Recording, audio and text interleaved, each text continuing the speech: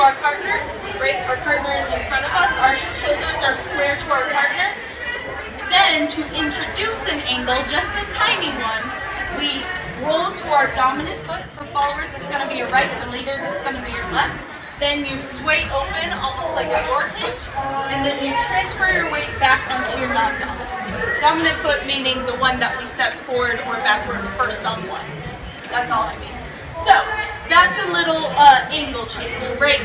We like to use this at the end of any of our basics or any basic pattern, right? So it could be an 8 pattern, it could be a whip or anything like that.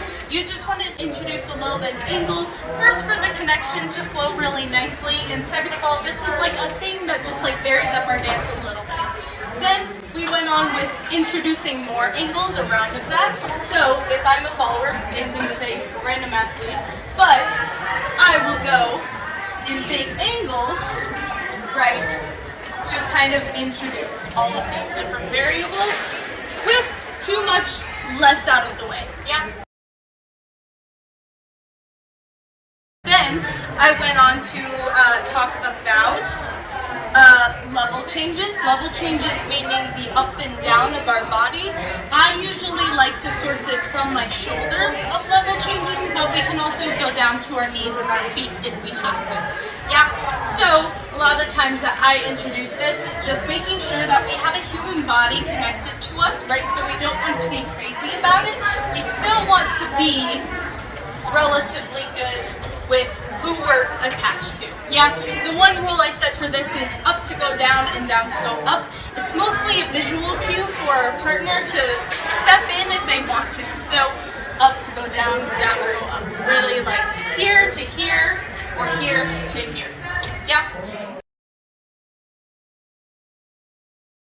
Then I went on to sharp versus smooth movement, essentially meaning that if we're in a movement like a sugar push, I can make it sharp, still within the basic timing, or I can make it smooth, right?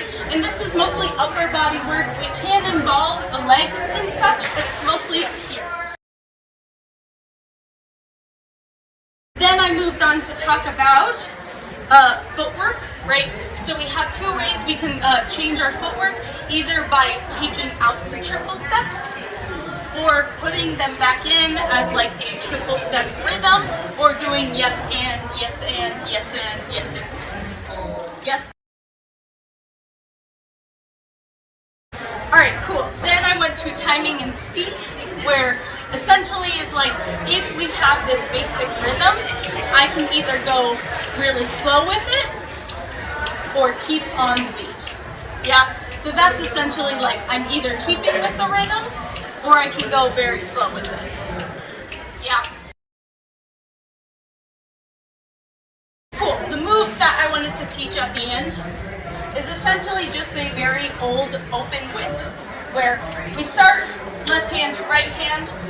We start with a basic whip movement on this side, but when she comes around, I want to almost grab her, or not grab, but start the connection at the upper hand, so then I can slide down to this hand. Yeah, so that's the start of it. 1, 2, 3, and 4, 5, 6, 7, and 8. Right? It's a weird open whip. It feels weird at the end, so a lot of times I like to change it up with just an inside roll. Da, da, da, da, da, da, da, da. This can really change with all of those aspects, right? Whether we're doing slow versus sharp, fast versus smooth, level changes, right? If I'm doing a level change, I can start to do this, yeah?